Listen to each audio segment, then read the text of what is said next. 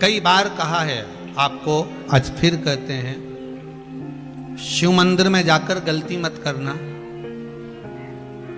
कोई भी सामग्री आप भगवान शंकर को अगर समर्पित कर रहे हैं, जैसे केला ले गए, पपीता ले गए, या कोई आप खाने का सामान ले गए, या आप कोई वस्तु या दिया बत्ती ले गए, कभी भी ध्यान रखना जलाधारी के ऊपर वो केला या फल या सेव फल या नारियल या जो भी सामान है वो जलाधारी पर कभी मत रखना। क्यों? जलाधारी पर अगर हम कोई फल वगैरह वस्तु रखते हैं तो हमारे ऊपर भार बनता है। भार मतलब जैसे कोई कार्य करने के लिए जा रहे हो और वो कार्य अटक जाएगा, वो होगा नहीं। मतलब समझ लेना कि तुमने जरूर जलाधारी पर कहीं केला रख दिया होगा, कोई फल रख दिया होगा, कोई सामान रख दिया होगा। जलाधारी पर केवल पूजन का सामग्री, आप स्नान करा रहे हो, जलाधारी पर डालिए, आप कुंकू लगा रहे हो, चंदन लगा रहे हो, अबीर लगा रहे हो, गुलाल लगा रहे हो, आप जलाधारी पर लगाइए। फूल चढ़ा रहे हो, बेलपत्री चढ़ा रहे हो, आप जलाधारी पर लगाइए। शिव पर चढ़ाओ, बाकी के माँ जगत जननी का जो स्थान है वहां चढ़ाओ। पर और एक बात और ध्यान रखना, जलाधारी पर भूल से भी कई माताएं दिया जलाकर रख देती है, समझ लेना वो अपने भाग्य पर अंधेरा करने के लिए उस दिए को लगा रही। बहुत बहुत गलत बात है।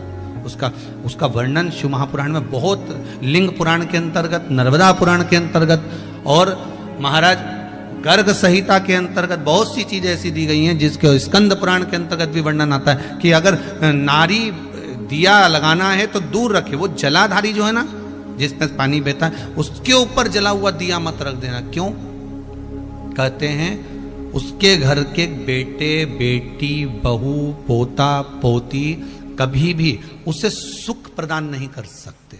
उसके घर में हमेशा क्लेश रहेगा, चिड़चिड़ प्रवृत्ति रहेगी, युद्ध, लड़ाई झगड़ा ये सब पारिवारिक चलता रहेगा, या देवर जेठ जेठानी का भी झगड़ा चलता रहेगा, पर वो सुख का भान नहीं कर सकती। अगर दिया जलाधारी पर रख दिया तो,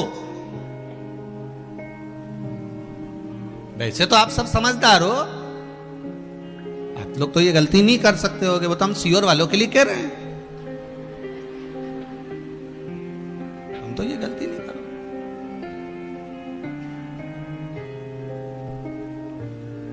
दिया रखना है दूर रखो। अगर आपको कोई वस्तु रखना है दूर रखो, केला रखना है, फल रखना है, कोई वस्तु अगर आपको रखना है तो आप थोड़ा सा दूरी बनाकर रखें। हाँ, फूल चढ़ाना है आप चढ़ाओ, आप जल चढ़ाना है चढ़ाओ, बेलपत्र चढ़ाना है चढ़ाओ, आप अगर तगर चल, आप जो भी सामान चढ़ाना चाहते हैं, आप कुंकू अबीर गुलाल आदि के वो चढ़ा रहे हैं चढ़ाओ। पर कोई फल है, कोई मिठाई है, कोई सामग्री है, वो शिवलिंग से भी जलाधारी से भी दूरी बनाकर रखिए, उसको दूर रखिए। जिसने चोरी करी है, शंकर जी के मंदिर में जाकर थोड़ी सी कथा सुन ली है, कथा सुनकर जहां ये प्राण त्याग रहा है वहां पर बेलपत्री का वृक्ष है, उस वृक्ष के नीचे मरा है, इसलिए कैलाश जाएगा, ये कहीं नरक नहीं जाएगा, ये कैलाश की ओर, ये बेलपत्री के वृक्ष के नीचे मरा, बेल के वृक्ष के नीचे मरा, इसलिए ये कैलाश जाएगा। आज भी नियम है,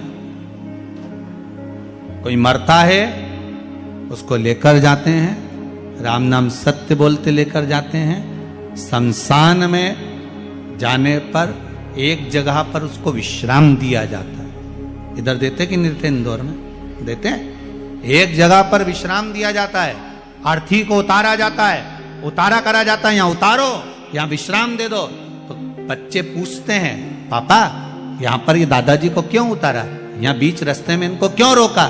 तो कहा बेटा यहाँ उतारना पड़ता है। पर बच्चों को ये नहीं बता पाए कि यहाँ उतारा क्यों जाता है, क्योंकि शिव महापुराण में लिखा है कि देवराज नाम के ब्राह्मण के जहां प्राण छूटे थे वहां बेलपत्री का वृक्ष था। इसलिए हिंदू धर्म में रीति है, शमशान में ले जाने से पहले कहीं पर बेलपत्री का अगर पेड़ होता था तो उसके नीचे थोड़ी देर अर्थी को रख दिया जाता था कि बेलपत्री की छांव पड़ेगी तो ये जीवात्मा नरक नहीं भोगेगी, शंकर के धाम चली जाएगी, फिर ये सुख भोगने वाली, नरक नहीं,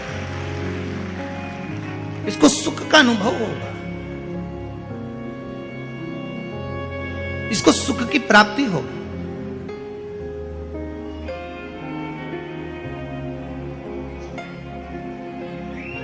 ऐसे कई कई प्रसंग लोगों बच्चों को आज तक नहीं मालूम कि ये होता क्यों है। बस उतारा कर दो, बस उतार दो इसको, बस इसको नीचे सुला दो, अर्थी को यहां रख दो। पर क्यों रखते हैं, क्या कारण है अर्थी को रखने का, क्यों विश्राम दिया जाता है, किस लिए दिया जाता है, उसका भान होना चाहिए कि यहां बेलपत्री का वृक्ष होना चाहिए, जिस वृक्ष की छांव में जब अर्थी को रखा जाए तो वो जीवात्मा तर जाए।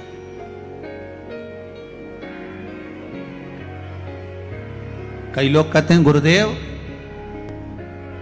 कई लोग तो कहते हैं कि जब व्यक्ति मरता है तो उसकी आत्मा तो चली जाती है परमात्मा की ओर, फिर उसका लाभ क्या हुआ नीचे रखने का। गरुण पुराण कहती है जब किसी के प्राण छूटते हैं, छूटने के बाद उस जीव आत्मा को 10 दिन तक घर की अटारी पर रखा जाता है। कितने दिन रखते हैं? 10 दिन घर की अटारी पर रखकर उस जीवात्मा को दिखाया जाता है कि तेरे परिवार वाले रो रहे कि नहीं रो रहे, भोजन कर रहे कि नहीं कर रहे, तुझे याद कर रहे कि नहीं कर रहे। उस जीवात्मा को दिखाया जाता है। जब किसी के प्राण छूटते हैं वो जीवात्मा शमशान के विश्राम स्थल तक, कौन से स्थान तक, जहां अर्थी को उतारा गया है, उस स्थान तक घर से जीवात्मा वहां तक जाती है। विश्राम स्थल के बाद में शंकर भगवान उसको संभालते हैं, जीवात्मा वापिस उसकी अटारी पर आ जाती है। 10 दिन तक गरुण पुराण कहती है 10 दिन तक जीवात्मा अटारी पर रहती है। कितने दिन रहती है? 10 दिन। और 10 दिन के बाद में जब जीवात्मा चली जाती है तब जाकर फिर लोग अपना अपना क्रम करते हैं। इसीलिए तो 10वें दिन वो कहते हैं ना, वो घाट पे जाके होता है। क्या होता है? घाटे का काम। घाटे का काम नहीं है, जो मरा उसको घाटा ज्यादा लगा, इसलिए उसको कहा घाटे का काम है। बेचारा इतना फ्रिज, कूलर, वॉशिंग मशीन सब छोड़ छुड़ा के चला गया। कितना घाटा लगा होगा, उसकी एफडी पूरी पड़ी की पड़ी रह गई, बैंक में जमा की जमा रह गया, और वो जीवात्मा चली गई, चली गई।